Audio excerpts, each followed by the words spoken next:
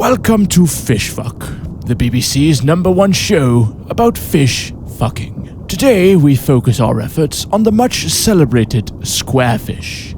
He spends most of his day releasing trailers for games that never quite meet their purported deadlines. Weary of actually making stuff, it is much like an excited puppy, conjuring up idea after idea, only to... Oh no! A giant dadfish has entered the fray and will now suck your twinkish K-pop frosted tips looking ass up into its fish hole, teleporting you 1,000 years into the technologically less advanced future. Where you bump into a caveman sportsman and his racist religious friends who are preparing to go on a pilgrimage to destroy the dadfish who made it so that the world is now less technologically advanced in the first place. And you, being said frosted nips man, is said to have a vetted personal interest in tagging along with said pilgrimage, as said dadfish is said to be your dad. Fish. Yeah, so there's a lot to be said about Final Fantasy X's bizarre fucking plot, and believe you me, fair maidens, I will. But before I do that, I should probably start this whole thing off by saying that Final Fantasy X was a game developed by Square Enix in 2001, back when they were still the untouchable King Dick. Final Fantasy VII changed the game, Final Fantasy VIII was a game, and Final Fantasy IX perfected the game. And so they had to jump through all manner of hoops in an attempt to outdo themselves, thus including voice acting, actual real cinematography that totally did not look really janky and stiff at all, and finally, full-on 3D. Of course, they failed miserably. Not in terms of sales per se, but more so in the sense that they tried to make a cinematic love story epic that could rival the Titanic, but ended up making...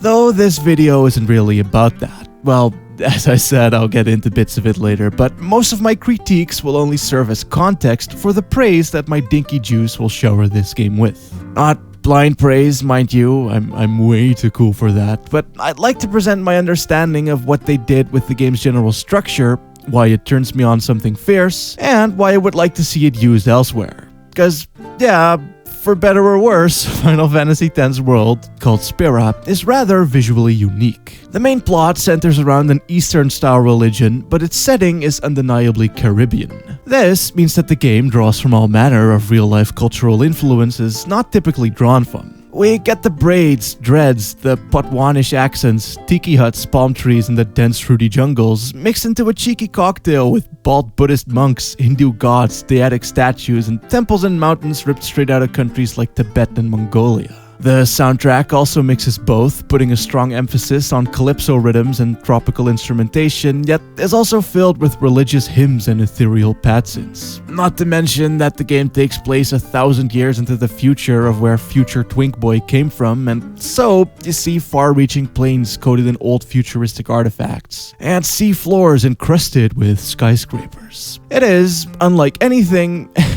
just like everything. Cyberpunk by way of The Little Mermaid, and Asia by way of Jamaica. Welcome to the world of Spira, you motherfucker.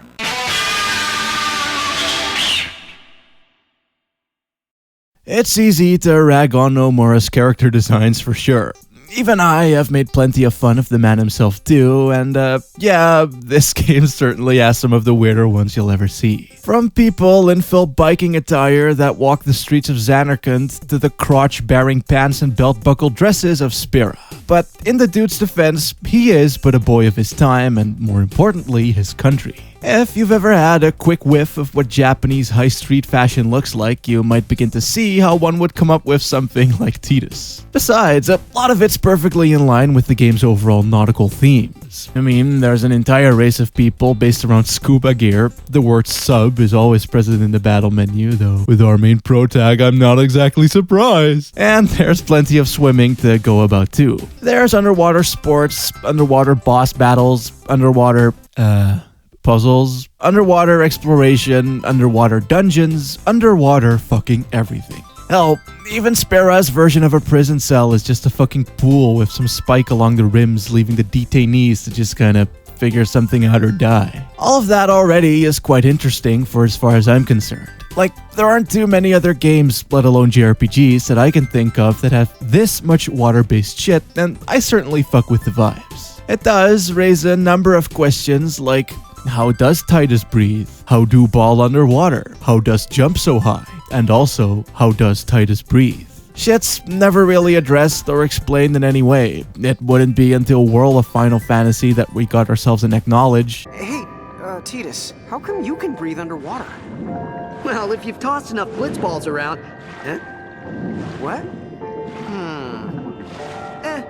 I'll tell you about it some other time. Which could very well have been summed up as, fuck you and shut up. Either way though, this game is one vibrant bitch. The lush tropical greens ooze with detail and feel rather alive and fresh. YouTube will not do this justice, but its very high contrast and high texture details always viewed from a safe distance of careful composition give the game quite a lively sense of atmosphere. The marble stone and seashellish motifs of the bigger cities really pop, with bright whites and clear blue hues complementing the breathtaking skyboxes. And the sand is bright as dicks and brought to life well, with stunning audio design really amplifying the sensation of crushing rare tropical wildlife and insects with every hulking step of your horrifically ugly yellow space boots. You can also hear the soothing sound of the ocean, even while saving your game.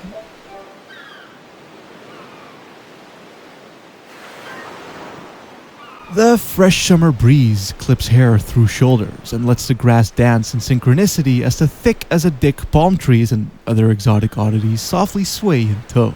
The entire world just manages to feel rather lively, despite the fact that the crisp, clean, and blue seas are filled with reminders of now dead civilizations. As for the living civs though, Spira doesn't really do much in the way of big explorable cities, or exploration in general overall. Thing is that the people of Spira believe that the dadfish is a punishment for their sins. Sins in this case being big cities, machines, and modern-day luxuries. And so, because of their iPhones pissing off some whale, they keep the tiny, tucked-away little settlements. And where, as a lover of urban exploration, I should be disappointed by this, I have to admit that its small-town game is off the fucking chain. Oh, man. 2005 called and wanted its fucking lingo back. After a loud opening sequence and a wee tutorialized dick around the temple with Rammstein, you reach the island of Besaid, which houses much of the vibrant shit that I lost my ass over just now. The town itself, though, is mainly tent-based, with a giant temple sat at its far end and nothing but a rickety old fence and some trees to keep away the fish. As it is, there's a surprisingly amount of hustle and or bustle to be found here. People walk in and out of tents with their own agendas in mind, clipping you out of the way, and make good use of the local pre-render mines to construct their interiors with in mega high-res detail. There's like so many little bungle donkeys hanging off of each hippie carpeted wall. I don't even know what most of these things are. I mean, these seem to be blitzballs, aka the local sport, which either shows how much the people care or how little else they really have to do besides the implied fishing these harpoons and nets seem to indicate. But overall, it fits with the nautical vibes perfectly. And like I said too, everyone has their own agenda. Like cooking lady, aggressively pacing around dude, and this chubby guy who really loves this wall. Though, I am saddened to say that you're unable to talk to the cats.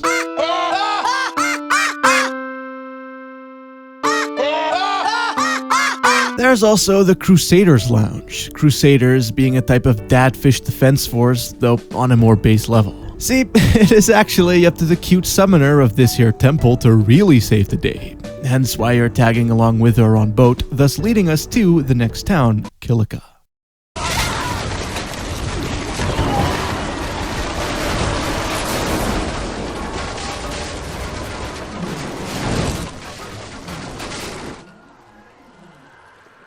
Or what's left of it at least. For some stupid fucking reason, despite the dadfish, Calaca is a town suspended entirely on piers and other manner of piratey walkways, so it's been borked to shit entirely. Still, it manages to be pretty peppy despite that. Like, if you live in a world daunted by what is essentially a Hitler will, you're kind of forced to stay positive. So, to show off this resolve, people immediately get to rebuilding. Plus, it has a pretty cool style on in its own regardless. What with the houses having this treehouse aesthetic to them with plants and branches poking out from every nook, and seashell-like corally textures and structures just as well. It's just kind of built from whatever they had, really. There's a jungle nearby, so they had trees and made planks, and the vines were used to make sure that shit don't fall apart. It feels very man-made is what I'm trying to get at here. The railings and walkways are super wonky, and the buildings are held together by ropes and bits of cloth. It's also rather open to the elements, which I guess is kinda dumb considering fish, but it certainly makes shit feel proper breezy, and I dig that.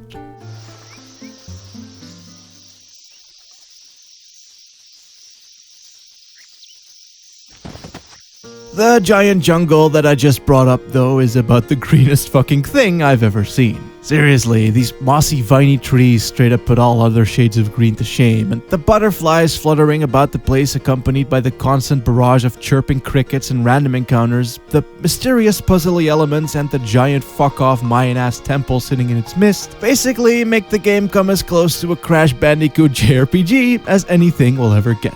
Though, ironically, it is also one of the very few areas that actually isn't just a straight-up hallway, so yeah. You bump into the Crusaders again, in any case, who will be a recurring element, which I will go into later, and you also meet some of the other Blitzball teams, who, I completely fucking savaged, by the way. I've always kind of thought that the one mandatory Blitzball game was always one of those Mentaloo situations, but, nope. 3-1, motherfucker. Who are rivals of your own loser-ass Blitzball team, the Besaid Aurochs. And there's even another summoner who's a giant bitch face and will also return later, as will my discussion of her existence. After you get your ass back on the boat though, you're subjected to some actually okay good voice acting for once, get tricked into shelling out your cash to a budding merchant mogul, Owaka III merchant extraordinaire, and are witness to some of the best animation this game has to offer. We get to Lucca. This, right here, is the only big city in the entire game. Problem is, however, is that it is implied big and not really actual big. Like, you see tons of buildings and streets during its introductory FMV, but when you get right down to it, all it really is just a square, a bar, a stadium, a walkway, an FMV theater, and some copy-paste docks. I guess the switch to full poly over pre-renders kinda shows its biggest downsides here. Either way though, shit looks good. It is a port town, yes, so there are many a generic port towny motif, like the ships, the seagulls, the hustle and bustle, and tons of cargo boxes and lootable treasure chests, but at the same time, the entire thing is like this one gargantuan white marble structure with rounded edges, weird architecture, and loads of funky engravings and tribal patterns covering all of the streets and buildings. And the music certainly fits like a snug fuck too, being one of the very few legit upbeat tunes whilst also maintaining the airy breezy vibes with its woodwindy ride-heavy instrumentation. You really do get the impression that Lucca is a fun place to be, despite there not really being jack shit to do, which I think is somewhat of an accomplishment in and of itself. The fact that just through aesthetics and implied size through dialogue and FMV alone, it manages to feel really grand and open. This also highlights one of Final Fantasy X's biggest strengths in my opinion. Its ability to sell you on its world. It is more or less the point of the video, I suppose, but up to this point, Lucca has been kind of hyped up to you in a way. It is always referred to as massive and crowded. Someone's bound to recognize you in Lucca, and so on. And once you get there, small touches like news crews being present, it having some technology like screens and cameras despite the death threat, and the fact that the game lets you run around freely for the first time at this point really gave me the impression that Lucca is a properly sized, open breath of fresh air. You can practically smell the sea just from seeing it, pretty much. And it's details like how they bothered to render this monster's anus that really make me fall in love with its vibrant attitude every time. Especially in contrast to how dark and edgy shit is right near the start. Wait, what? He's not even touching the railing, man. How we finna fall against transparency square? But actually, no. Why the fuck is the game like this? Acting. Like, why does this random bit of inner monologue text that should have been slanted and unnamed have his fucking name displayed next to it while being displayed in dialogue text? And why is this chick still the loudest fucking thing in the whole goddamn game? He's blocking the front row! It's the first real line of dialogue that you hear, and yet it's also by far the fucking worst. Like, why's the collision gotta be so weird? Why does Tardis' hair still clip through Wakka's shoulder? Why does submerging in water still look so damn awkward? And why is grabbing this chest still literally fucking Hitler? Oh god damn it, you motherfucker.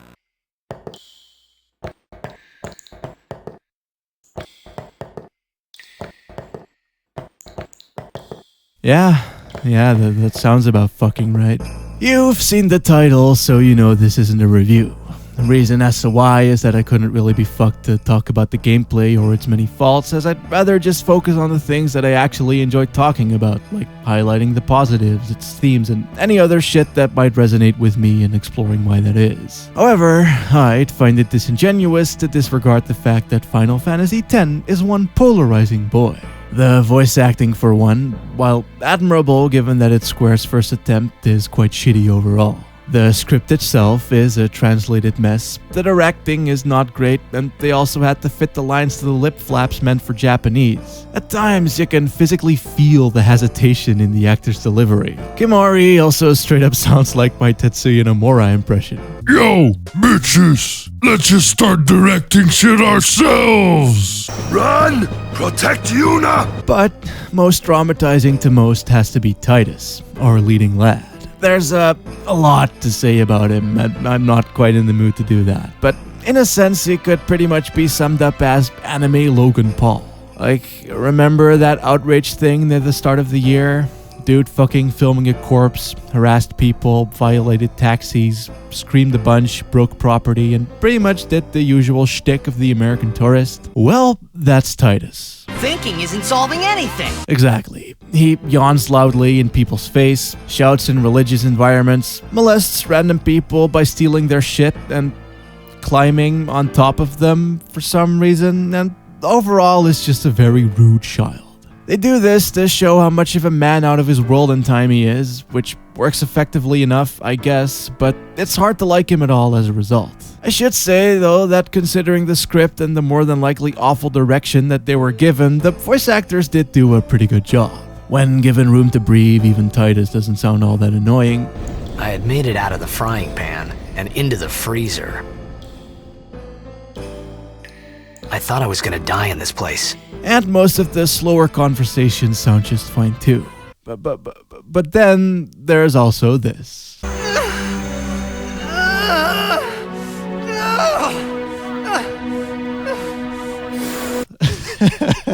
Like, Jesus, man. The gameplay is also a stickler to some, being that the game is quite linear in every aspect, even in how its ability and battle systems are handled. And where I did have a write-up about this initially, I'm just not really interested in talking about it. Unlike the awkwardness, I'm not bothered by it, and to me, it would seem weird to pretend to be just for critique's sake.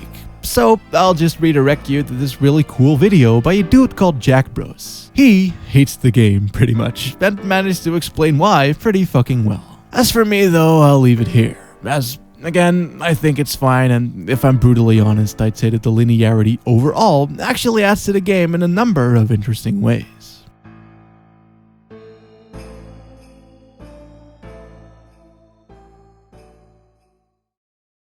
You see, after you leave Lucca, the game ditches its boat-to-boat, island-to-island structure and enters what I'm going to dub the highway arc.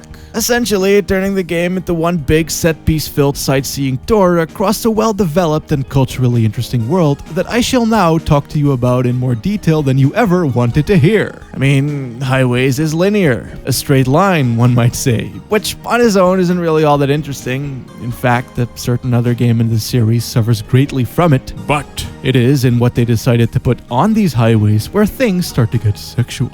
In a way, they're kinda like this game's equivalent to the distance-bridging, travelage-implying world maps, only they share the treasure-seeking, monster-fighting qualities of a dungeon and the people-talky, character-developy, event-filled charm of a town. It's rather hit or miss, I will admit, as one highway might contain more of one element than either of the others, but it works nonetheless. Each highway will also have its own theme, or like underlying mystery or subplot that gives it more of its own personality besides its distinct look and atmosphere. And of course, said look and atmosphere also give way to a ton of rapid-fire variety. Like like I said, a sightseeing tour that I will now walk you through, detailing what I find worthwhile as we go along. First off is the Mian Huayra.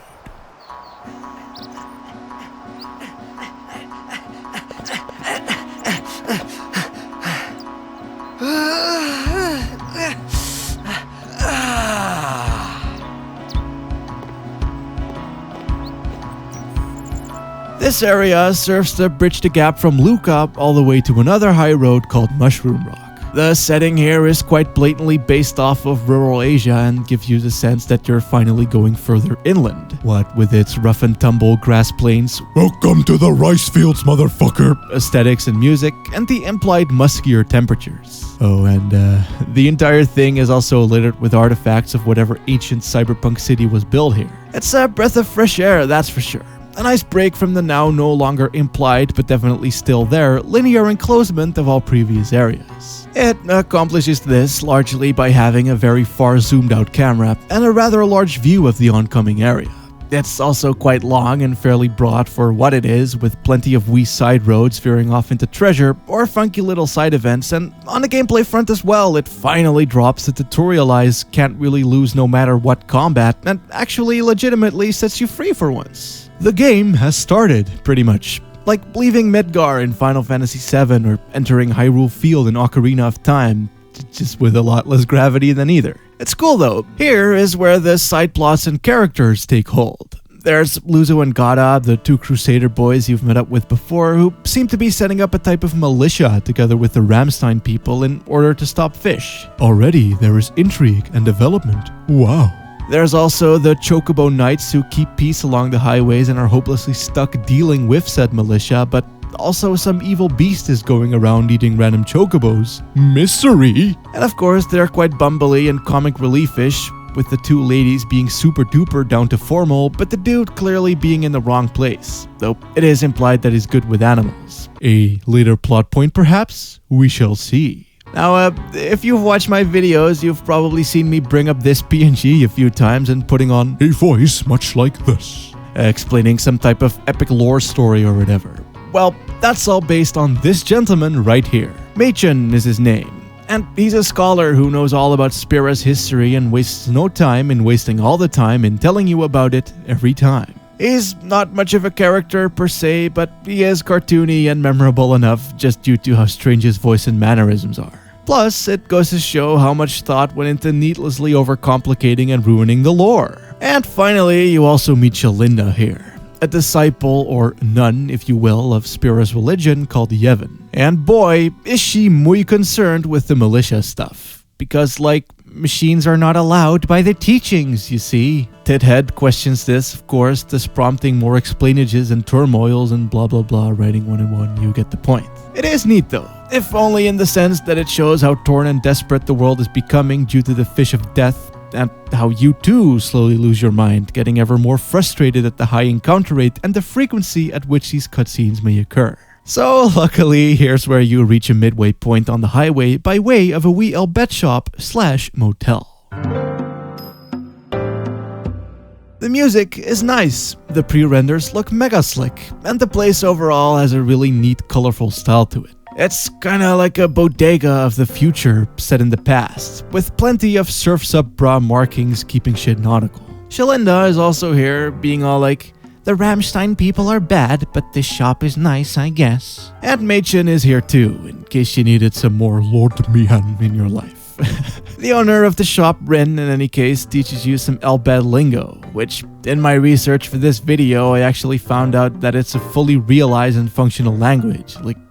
Holy shit, why the effort here and not in animation, you motherfuckers? Anyway, what's neat about this shop and all of the other ones like it spread out to Spira is that your party members and others will scatter about and chill, allowing you to talk to them about what their thoughts are on the main plot so far, the highway and connected areas that they're in, and certain other characters. I'm not gonna go into it here, but there's loads of infighting and drama going on, trust me. And generally just having a wee bit of lighthearted and reflective R&R. In this case, we're focusing mostly on how their journey just started, and also that fucking chocobo eating monster, oh shit fam, there he be. Actually, being one of the trickier boss fights in this game, he can end the battle prematurely by pushing you off this cliff, damning you down into the downtrodden Dumbo path. Oh, and of course I'll also consume all of the poor adorable chocobos, and you will feel bad about that. Killing him though means that you save the birds and get to have a free bareback on one, thus allowing you to travel through the infinitely more well-kept part of the Mian Huayra Road, with increasingly craggy landscapes, cheeky bits of treasure, the bestest wishes from Machen and Shalinda, getting up to God knows what, and having a wee break from the random encounters. Yay. Still, I would recommend going down the downtrodden path too. There's plenty of trash to find after all, and it's actually the prettier option if you ask me, as it has plenty of neat looking remnants of past times, and you also get to meet the scam man aka Owaka, this time actually selling you some shit and not just ripping you off. Anyway, at the end of either path sits some congestion. Merchants, travelers, and even summoners aren't allowed to pass through to Mushroom Rock, as the Datfish militia is reaching peak preparation. You do get to meet Bitchface again though, who is now implied to be heavily sexual with our lone party member Meatface. Character development indeed. And naturally you get to pass on by just fine because main characters.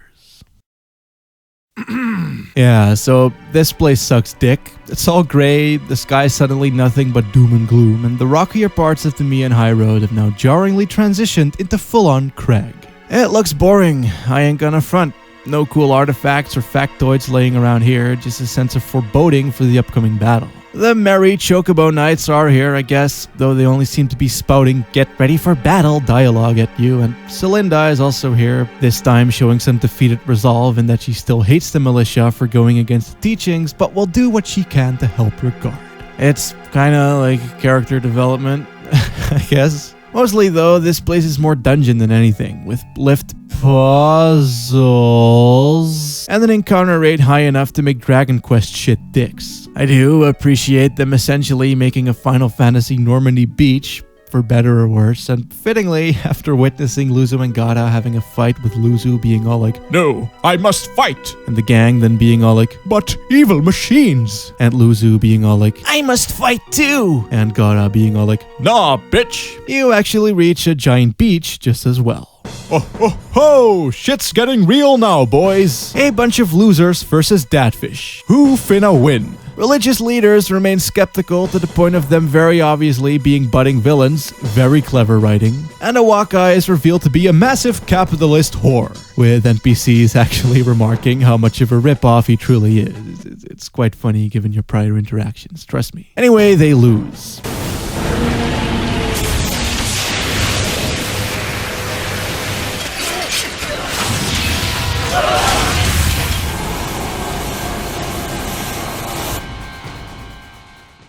They lose bad. Datfish is established very much as not to be fucked with, which is good, because like, why not try something else instead of just religion would have been my first question in case of skep, but suffice it to say, spirits are down. Gata died. Luzu, who was very unhappy about being turned into a busboy bitch before the battle, is now very much losing his shit. Shalinda is also all like, told you so, and the religion men's have just left faster than you can say, hey, look, some underage boys. It's not great, but it is the closest that Final Fantasy X gets to having some proper dick tuggers. Luzu's actor definitely gets some mad props from me in either case. Where is he? I found him, but he was torn in half. That idiot! What do I do now? I can't do this. I'm going back to Besaid. Filled with determination and desperation, the gang slowly marches on past the remaining sliver of Mushroom Rock. As the now chocobo-less Chocobo Knights run on by, and defeated soldiers give you some shit wishing you well on your journey, effectively signifying that you really are their only hope of ever defeating Datfish. And with that, we reach a temple. So, I'm not gonna linger on this, but seeing as most of the game is kinda like one big dungeon, the actual dungeons are puzzle only. And they aren't great. Not terrible either, but a rather repetitive song used within all of them, and an overabundance of slow clunky menus does not a fun puzzle make. As you enter though, you bump into another summoner who seems to be a lot nicer than Bitchface. They warn you about summoners disappearing, one subplot closed, and another one kicked off right away. neat. The temple itself, in any case, does look kinda neat artistically, as do some of the others. Scorching flames with coral lanterns decorating Calaca Temple, and the Jose one is one giant electrified mountain that breaks open when summoners arrive. And this one's an ice place, and this one's a cave, and this one's elevators. Okay, maybe they just kind of suck ass in general, but this one right here is a pretty big signifier for just how bloody strange and interesting a lot of Spira's buildings really are. Hell, even the wee shop off to the side is like electric currents running across its ceiling, and the area outside is covered in monkeys for no other reason than shit's neat, I guess. It just makes things a bit more memorable than it would have been in case of Normandy Temple puzzle room, and I can appreciate that for sure. Anyway, as you leave, the Chocobo Knights roll, "Even without chocobos, we must carry on." And most of the soldiers who are still mucking about seem to have regained some type of new hope to latch onto too. So, with happy thoughts in mind and hype up the ass, we venture off into what is more or less my favorite area of the entire game. For reasons of which I'm not entirely sure, so probably nostalgia.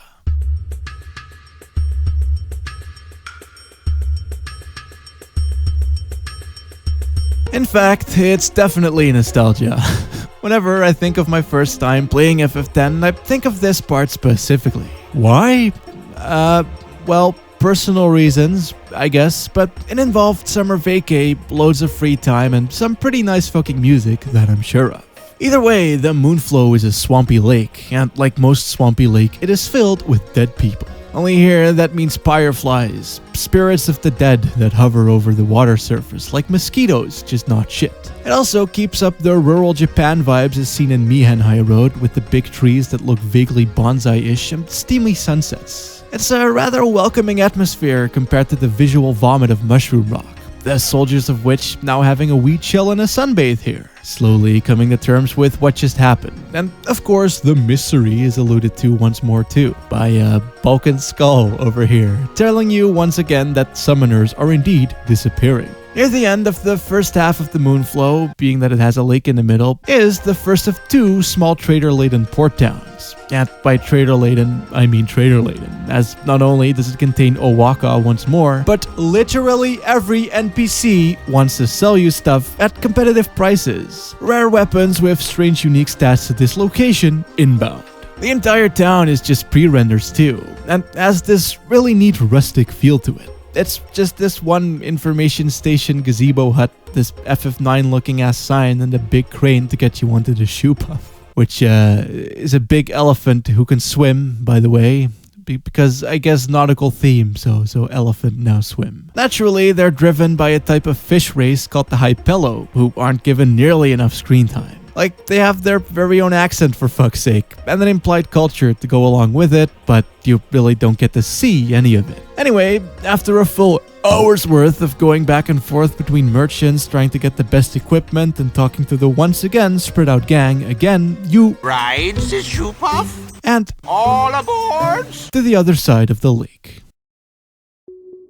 Here, two things happen. A cutscene with good voice acting, which is rare, treasure it. And you also finally find out who's been behind all of those summoner disappearances. Surprise, it's Rammstein. The reason as to why gets discussed here only a wee bit, and when it does finally get brought up proper, the game will have become a fuck, and I will have stopped talking. So, as to not delay said reasoning, basically, when a summoner finna kill the daddy fish, they will have to sacrifice themselves along with it. And the Rammstein people are like, no, fuck that. It is dumb. Screw your shitty bigoted religion that hates us anyway. We'll kidnap them and bring them to questionable safety. Of course, at this point in the game, you don't actually know that, and while I do, quite like this faith-questioning inclusion, the way that it's eventually brought up is a bit,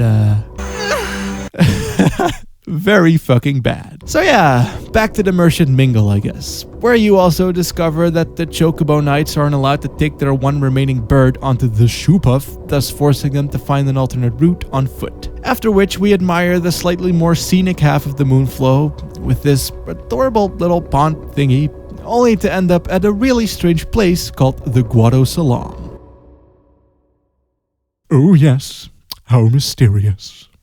If I'd have to describe this place, which I do because it's kind of the main point of this entire video, then I'd label it as a tree cave, meaning that it looks like the inside of a tree, but then is also still clearly a cave. Shit's weird, and it's also one of the few towns that has loads of enterable buildings. It is home to another race called the Cuatro, by the way. I feel kind of awkward bringing this up, as I might as well lack the knowledge to do so, but I legitimately think that these guys and their town are a rather bizarre application of Spira's Caribbean influences. Because, yeah, there's a rather undeniable voodoo cave vibe to the whole thing for one, kind of like something what one might see in Monkey Island or Pirates of the Caribbean, which has its roots in real life too, with witchy witch doctors like the Obeah sorceress that you'd see in Jamaica or Trinidad. And secondly, these dudes also look mighty crusty, if I might be so bold to suggest. I wouldn't be surprised if these hairstyles were somehow based off of African hairstyles at the very least. And thirdly, the enterable buildings have shelves lined with all manner of potions, spots, powders, chests, and satchels, which fits perfectly with the witchy witch doctor shit. That they even have this whole place dedicated to communicating with the dead, in a way, which is quite common among cultures which favor witchy witch doctors. Though, I guess Japan also likes dead people a whole bunch, so maybe I am just talking a fat load of ass out of my bum, but it is a cool place in any case. Much like the architecture as seen in Lucca or the interiors of rinse shops and the underwater ruins, the Cuatro Salam is once again a weirdly interesting place, both visually and conceptually. Final Fantasy X never seems to take the easy route in regards to its influences, as is perfectly shown by the following area, Cliffhanger.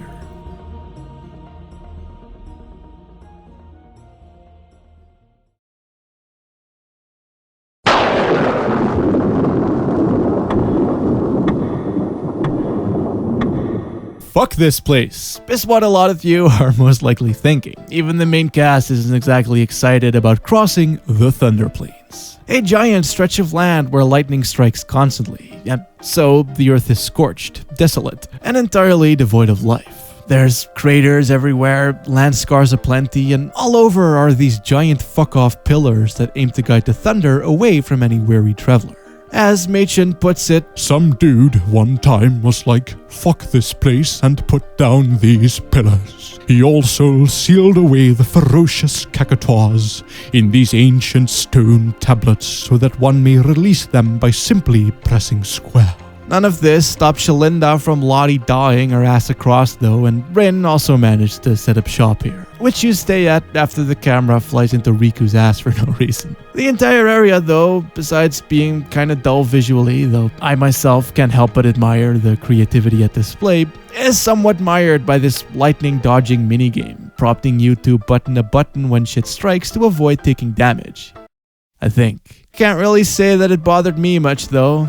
Getting hit never really got in the way of me exploring and freeing the boys, so I don't really see what all the fuss is about. It's not like the damage you receive is all that noticeable either, if that's even the case in the first place. So honestly, the hate for this place is much better kept for any of the later locations. Oh boy. Every game has a point where its quality has a wee dip, especially in the case of RPGs where playtimes can easily stretch past the 40-hour mark. There's bound to be some lows accompanying the highs. And sadly, the game hits a bit of a low here, for me at least, and never really quite manages to recover from it either. Alanya Forest is a forest that is magical. They say Seymour went to Macarena Temple. Alanya Temple. Alright.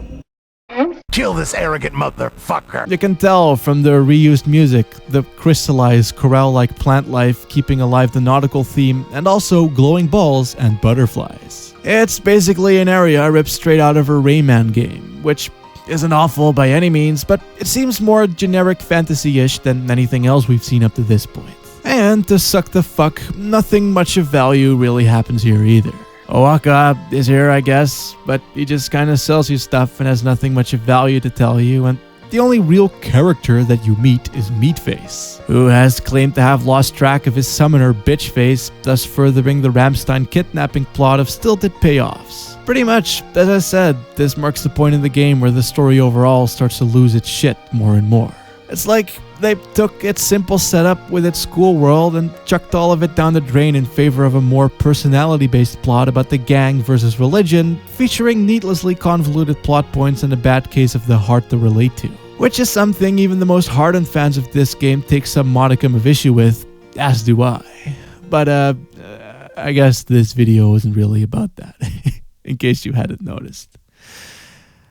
What I'm interested in is all of the weird, interesting, and unique artistic and design choices made throughout. Like this one here, where after leaving Alanya Forest, you end up at the final Rin shop. All of your friends are there, like Machen, and out front is Glasgow, the goofy chocobo knight, who, after having lost track of his two ladies, is now all alone with his chocobo. And he's doubting himself about whether or not if being a chocobo knight was really such a good career path to begin with. Like maybe, just maybe, the guy constantly referred to as being good with animals is better off as a chocobo breeder. Through a wee bit of meddling though, we can help the boy along with his troubled choices and decide for him. Suddenly, his face lights up. Or his vocal performance would suggest as much. And he wishes you well on his journey and rushes off to tell the ladies. That's like such a cute-ass moment right there. And all of it has been subtly built up too, up to this point. Like, seriously, besides the NPC remarks the first actual time that you see him, he's clearly already struggling with his bird. Not to mention how the ladies leave him lagging behind post-fish fight, and so seeing that pay off here is quite heartwarming and neat. And most, if not all, side characters have wee side stories like this, cleverly tucked away within the game's linearity.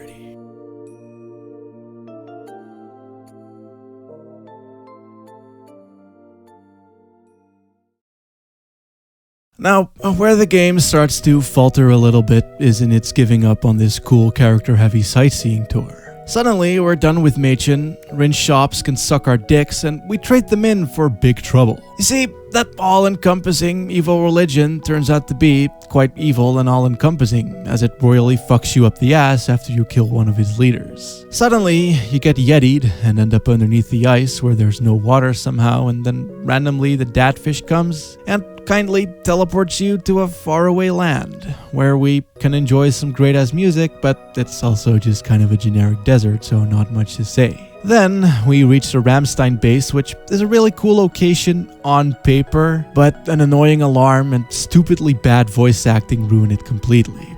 After which, we get an airship where Waka says, Hey, look, don't get so down. Boom! Like happy festival fireworks, yeah? In reference to the genocide we just witnessed, and then we save Yuna from the rapey old religious dudes only to end up back at Macarena, where more bad voice acting and half-assed writing ensue. And yeah, like I said before, the plot slowly becomes more and more scattered, with concepts and ideas being introduced, concluded, or reintroduced quite rapidly. Though the airship is pretty cool.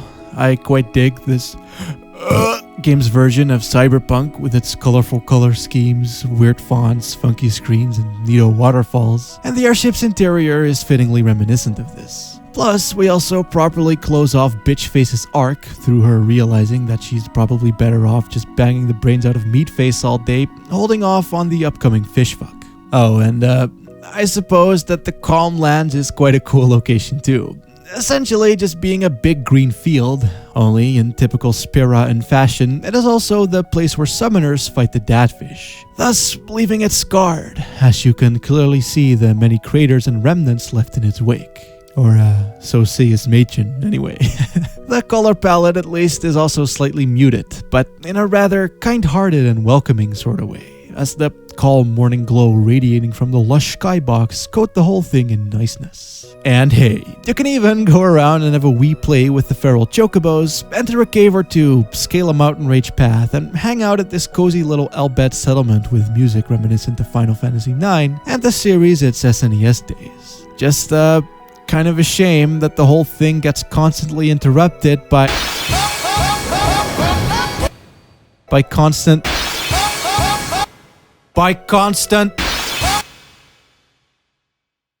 Anyway, after the Calmlands, you get the Gagazette, which is literally just Tibet, only now with slightly more furries. And then the game goes on a sudden Grey Cave-written crash course towards the end, and So this is where my pilgrimage promptly ended.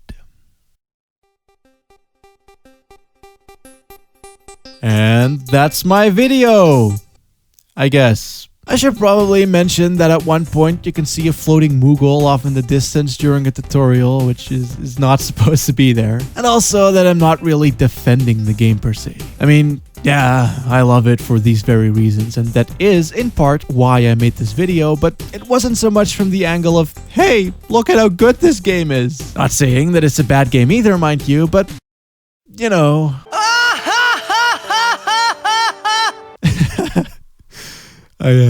I couldn't not use that. It's awkward, okay?